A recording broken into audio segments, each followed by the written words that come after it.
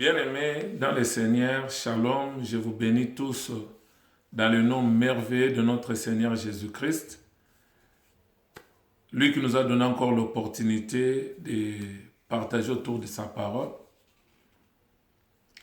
Il y avait une préoccupation d'un bien-aimé à ce qui concerne les instructions que le Seigneur Jésus donnait à ses disciples de ne pas aller prêcher chez les païens. Et je sais qu'il y a beaucoup de religions, quand ils font des débats avec les chrétiens, ils disent que Jésus n'a jamais été envoyé aux nations. Il a été envoyé qu'à Israël. Ce qui n'est pas faux. Mais il faut essayer d'expliquer clairement la devenue de Jésus-Christ. Nous avons la première venue et nous avons la seconde venue. Et nous allons voir, à la lumière de la parole de Dieu, comment la première venue a deux phases et la seconde venue a aussi deux phases. Alors, sans plus tarder, nous prenons la parole de Dieu dans l'évangile de Matthieu au chapitre 12. Je prends à partir du verset 38. Que nous dit la parole de Dieu? Alors quelques-uns des scribes et des pharisiens prirent la parole et dirent: Maître, nous voudrions te voir faire un miracle. Il leur répondit, ça c'est Jésus qui répond: Une génération méchante et adultère demande un miracle. Il ne lui sera donné d'autre miracle que celui de Jonas. Car de même que Jonas fit 3 jours et 3 nuits dans le ventre d'un grand poisson, de même le Fils de l'homme sera 3 jours et 3 nuits dans les seins de la terre. Là on voit l'ensevelissement. Et avant l'ensevelissement, il faut d'abord que la mort soit constatée. Et au verset 41, il dit: Les hommes de Ninive se lèveront au jour du jugement avec cette génération et la condamneront, parce qu'ils se repentirent à la prédication de Jonas. Et voici, il y a ici plus que Jonas. Que Dieu bénisse la lecture de sa parole. Donc, les pharisiens, les scribes, ils ont dit: non, Jésus, nous voulons te voir faire un miracle. Pourtant, Jésus a fait plusieurs miracles, mais ces miracles-là ne les a pas conduits à l'accepter comme Messie. Ils sont restés toujours dans leur incrédulité. Retournons dans l'histoire de Jonas. Dieu a dit à Jonas: va à Ninive, prêcher la bonne nouvelle. Jonas, en tant qu'Hébreu, en tant que Juif, il sait qu'on ne peut pas prendre la nourriture des enfants, la bonne nouvelle du royaume, aller les donner aux nations, aux gentils, aux païens, aux non-juifs.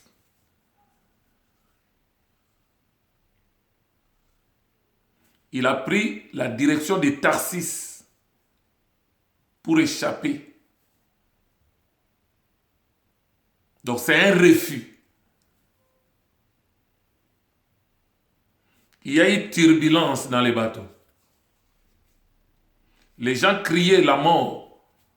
Il y a d'autres, ils prenaient leurs marchandises, ils jetaient dans l'eau, pensant que c'était les surcharges. Mais le calme ne revenait toujours pas. Le capitaine, il a employé toutes les techniques, ça n'allait pas. Au moment où il descend sous le bateau, il trouva Jonas qui dormait paisiblement pendant que les autres criaient au secours.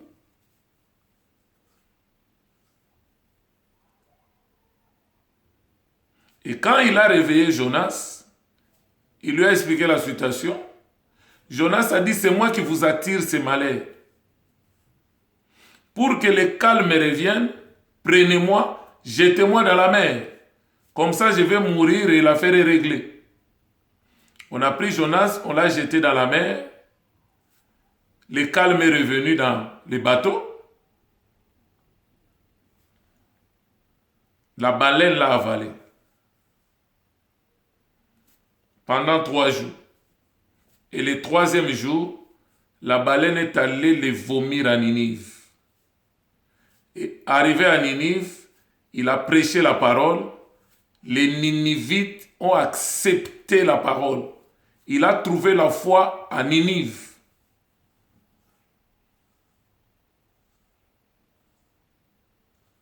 Maintenant, pourquoi Jésus, dans l'évangile, on lui demande de faire un miracle, mais il dit aux scribes, aux pharisiens, le seul miracle qui vous reste, c'est le miracle de Jonas.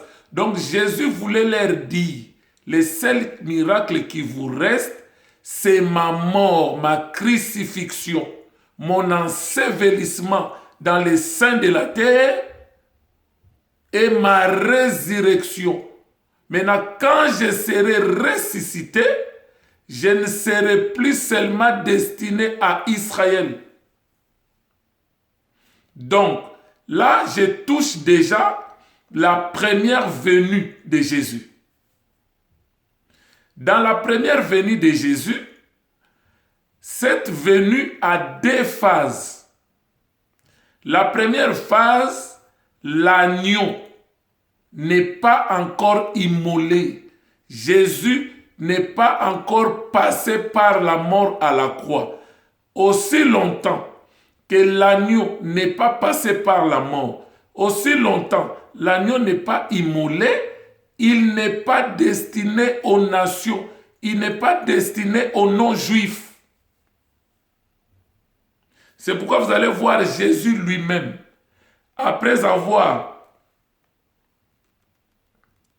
choisi ses disciples, les 12, écoute ce que Jésus leur dit dans l'évangile de Matthieu chapitre 10. Je commence au verset 5. La Bible dit, tels sont les 12 que Jésus envoya après leur avoir donné les instructions suivantes. N'allez pas vers les païens et n'entrez pas dans la ville des Samaritains. Verset 6. Allez plutôt vers les brebis perdues de la maison d'Israël. Allez, prêchez et dites, le royaume des cieux est proche. Guérissez les malades, ressuscitez les morts, purifiez les lépreux, chassez les démons. Vous avez reçu gratuitement, donné gratuitement. Là, Christ est clair.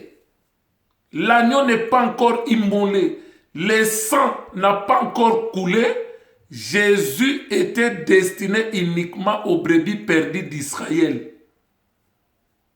C'est pas faux, c'est biblique. Et c'est scripturaire.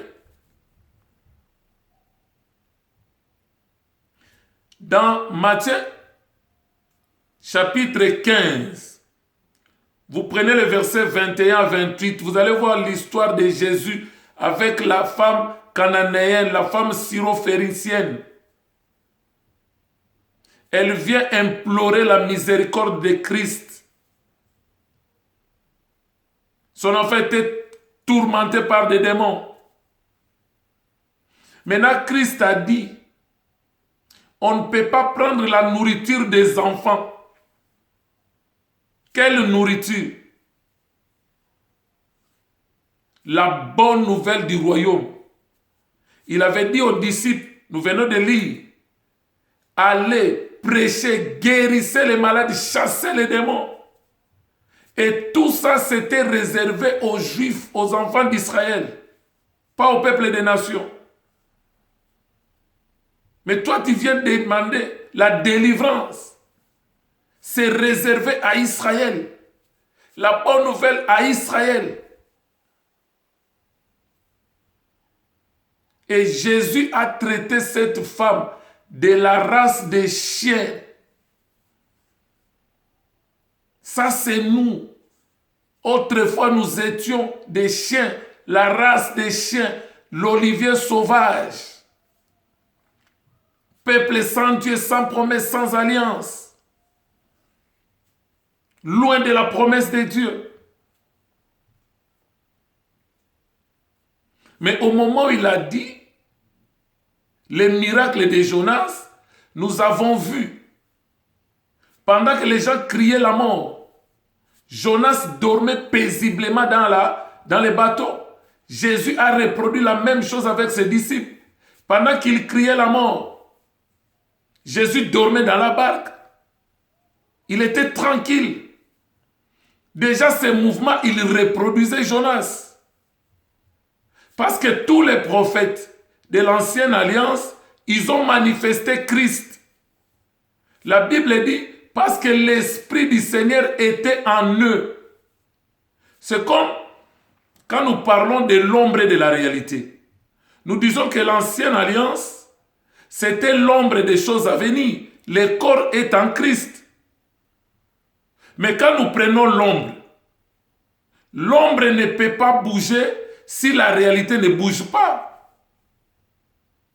Donc quand nous voyons les mouvements des prophètes, c'est-à-dire l'ombre bougeait, en réalité c'est la réalité qui bougeait.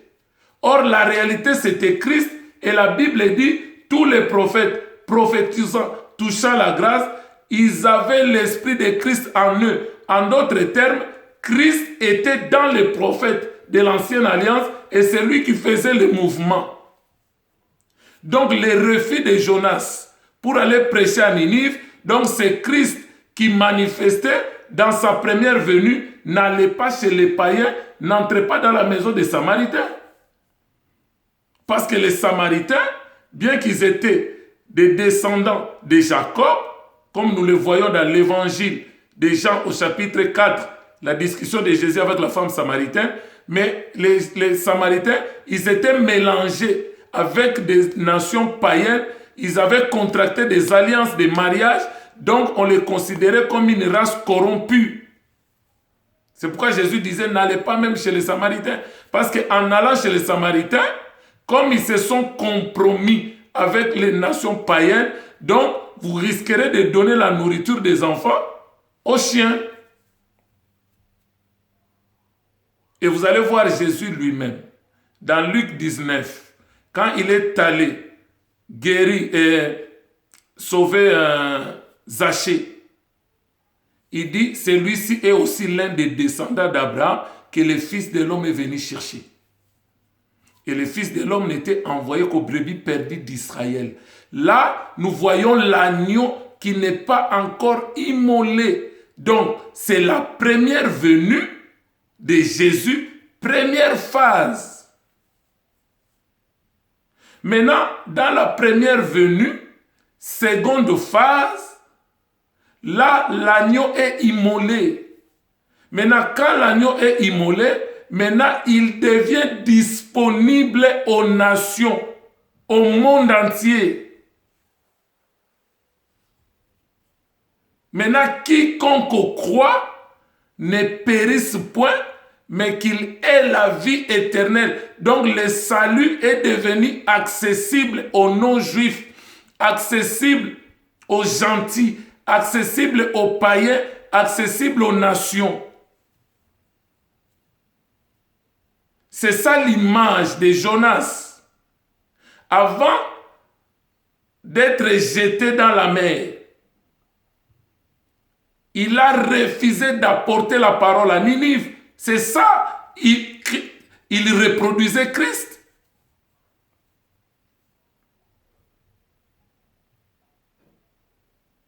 Mais quand on l'a jeté dans la mer, déjà la mer, dans la prophétie, selon Apocalypse 17, je crois les versets 15 à 17, ça nous dit, la mer que tu as vue, ce sont des foules, des peuples et des nations. Donc le fait déjà de les sortir de la barque, c'est ça le mouvement de quitter déjà Israël pour aller vers les nations. Maintenant, 3 jours dans le ventre des baleines, c'est ça les 3 jours qu'il a fait dans les seins de la terre. Nous voyons l'ensevelissement après la mort.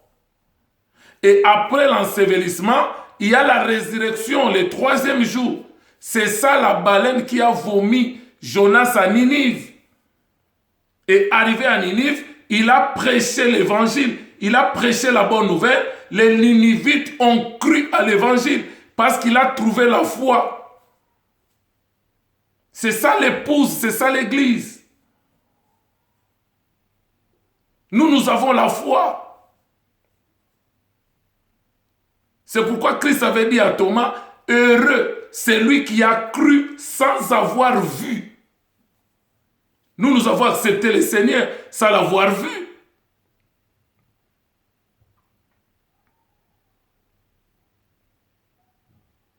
Quand vous prenez Romains chapitre 7, au début on dit quoi? Une femme est liée à son mari par la loi aussi longtemps que son mari vit. Du vivant de son mari, si elle devient la femme d'un autre, elle sera appelée adultère. Mais si son mari meurt, elle est dégagée de la loi qui est liée à son mari, en sorte qu'en devenant la femme d'un autre homme, elle ne sera pas traitée d'adultère. Maintenant, l'explication l'apôtre Paul nous donne, il dit de même vous aussi, considérez-vous morts en Christ, pour vous marier maintenant à Christ ressuscité. Donc Israël ne pouvait pas être conduit par Josué aussi longtemps Moïse était vivant. Parce que Moïse représente la loi, Josué représente la grâce. Donc tu ne peux pas embrasser la loi et la grâce au même moment. C'est comme le jour et la nuit. C'est comme le positif et le négatif. Il faut que l'un meure pour que l'autre prenne la place. C'est pourquoi il a fallu que Moïse meure, lui qui représente la loi, pour que Josué qui représente la grâce prenne maintenant Israël comme épouse et marche maintenant avec elle. Donc tant que Moïse est vivant, c'est ça Christ, il est destiné à Israël. Mais au moment où il est mort, il est ressuscité, là maintenant il devient disponible pour tout le monde. C'est pourquoi après sa résurrection, l'instruction a changé. Dans Matthieu 28, à partir du verset 19 à 20, Christ maintenant dit quoi à ses disciples? Allez partout dans le monde. Ce n'est plus seulement aux brebis perdues d'Israël. Faites de toutes les nations mes disciples. Enseignez-les à observer tout ce que je vous ai prescrit. Quand vous allez dans l'épître des les Actes des Apôtres, au chapitre 1er, pendant que Jésus parlait des choses du royaume, les disciples viennent maintenant pour lui dire, Seigneur, à ce temps que tu rétabliras le royaume d'Israël. Parce que les disciples voyaient toujours Israël, Israël. Christ a dit, ce n'est pas à vous de connaître ce que le Père a fixé dans sa propre autorité. Mais restez dans la chambre haute. Bientôt, vous recevrez une puissance, le Saint-Esprit survenant sur vous. Vous serez mes témoins. Maintenant, il commence où? À Jérusalem. Là, on voit les Juifs. Dans toute la Judée, là, on voit les Juifs. Maintenant, dans Matthieu 10, il disait, n'allez pas chez les Samaritains. Mais dans Acte 1, 8, il dit quoi? En Samarie. Et il ne s'est pas arrêté là. Jusqu'aux extrémités de la terre. C'est là où le salut est devenu accessible à tout le monde. Car Dieu a tant aimé le monde, il a donné son Fils unique, afin que quiconque croit en lui ne périsse point, mais qu'il ait la vie éternelle. Voilà la première venue et ses deux phases. Maintenant, quand nous prenons la seconde venue de Jésus, la seconde venue aussi a deux phases. La première phase, c'est ce que nous appelons l'avènement du Seigneur. La seconde phase, c'est ce que nous appelons les retours du Seigneur. C'est différent. La première phase de la seconde venue, que nous appelons l'avènement, là nous faisons allusion à l'enlèvement de l'épouse. 1 Thessaloniciens 4, les versets 16 à 18. L'apôtre Paul dit ceci: à un signal donné, à la voix d'un archange, au son de la trompette, il descendra du ciel. Les morts en Christ ressusciteront premièrement. Ensuite, ceux qui seront vivants dans le Seigneur pendant cette période, ils seront transformés et ils iront à la rencontre de l'époux dans les airs. Donc, dans la seconde venue, première phase que nous appelons l'avènement, le monde ne verra pas l'époux. Il restera dans les airs. Et l'épouse ira à sa rencontre dans les airs. Et vous allez voir la séquence, une préfiguration de l'enlèvement dans Genèse 24. Pendant que les serviteurs les plus anciens, qui jouaient le rôle du Saint-Esprit pour aller choisir la femme pour Isaac qui est le fils, Abraham le type du père. Vers le soir, au moment où les serviteurs ramenaient Rebecca, la Bible dit au même soir, Isaac a quitté la maison de sa mère Sarah, qui représentait le ciel. Il est venu dans les airs pour se reposer le soir. Or, au moment où il a quitté la maison, qui est le ciel, pour venir dans les airs, c'était pour rencontrer Rebecca dans les airs. Voilà l'enlèvement. Et la Bible dit, au moment où ils ont fait cette rencontre dans les airs, c'est alors que Isaac a pris Rebecca et il l'a amenée dans la tente de sa mère Sarah et il l'aima. C'est là où il y a eu le mariage, les noces de l'agneau au ciel.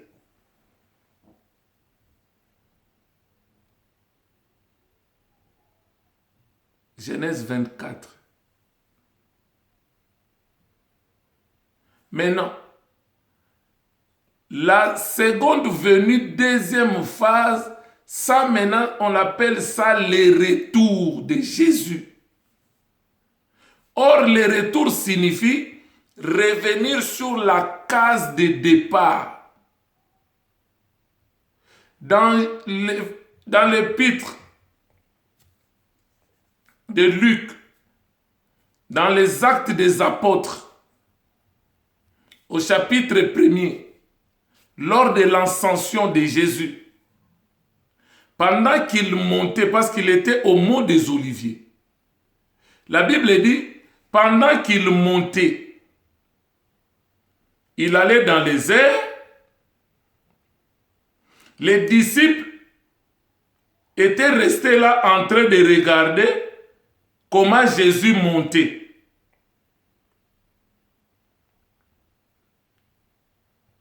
Ils regardaient comment Jésus était en train de monter. Et la Bible dit, l'ange a dit aux disciples, de la même manière, vous le voyez monter au ciel.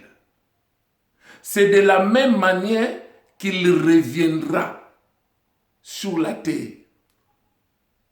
Or, le retour de Christ, nous le voyons dans Apocalypse 19, à partir du verset 11. Et nous le voyons aussi dans Zacharie 14. Et nous allons essayer de lire.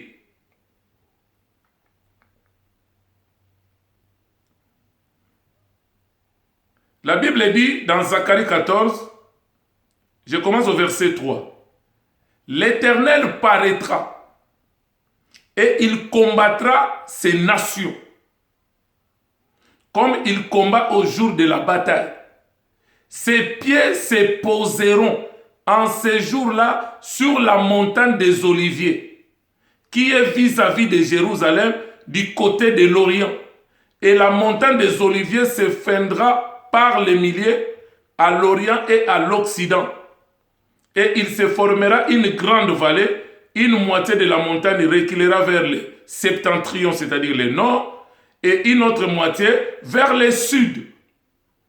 C'est ce qui va créer la vallée où passera maintenant le combat, le grand combat final, que nous appelons la bataille d'Armageddon. C'est très important de comprendre ces choses.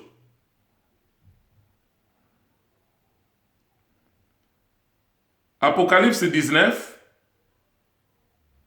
je commence au verset 11. La Bible dit quoi? Puis j'ai vu le ciel ouvert, et voici parut un cheval blanc.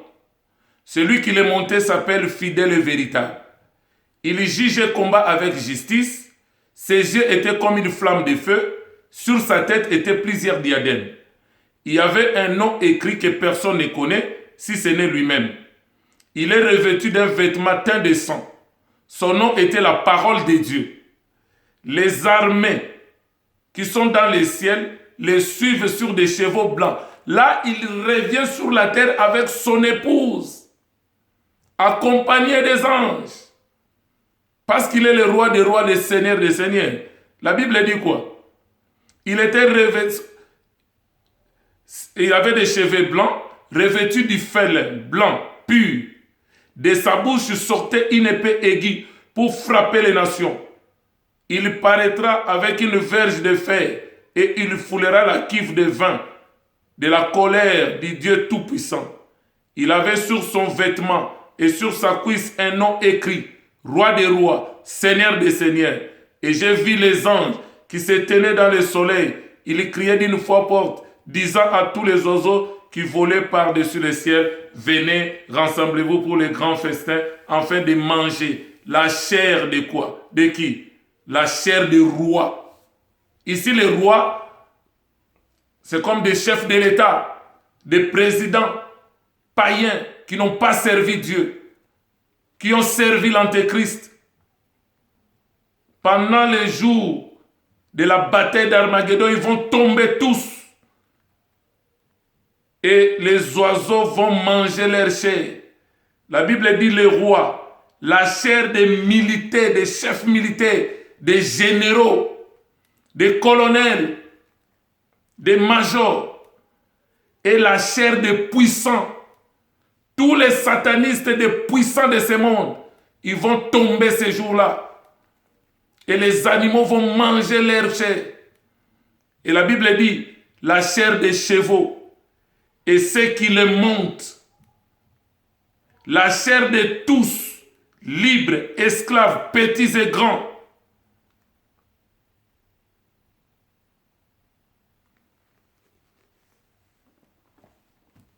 Là, c'est la seconde venue. Deuxième phase, c'est le retour. Donc, le retour, c'est pour Israël. Il viendra délivrer Israël de l'emprise des nations. Et ça sera la fin de la dispensation des nations. Ça sera la fin du temps des nations. Dieu les jugera pour avoir opprimé son peuple Israël. Dieu les jugera pour avoir partagé les territoires qu'il avait donnés à Israël, son peuple. Les nations seront jugées à cause de ça. Donc, en grosso modo, il n'y a plus confusion entre les deux venues. La première venue a deux phases. L'agneau qui n'est pas immolé n'est pas destiné aux nations, n'est pas destiné aux païens, n'est pas destiné aux gentils, il est destiné à Israël. Au moment où l'agneau est immolé, parce que Israël, Dieu les a aveuglés pour rejeter le Messie, maintenant il a tourné vers les nations, le salut est devenu accessible à tous. Là, c'est toujours la première venue, mais seconde phase.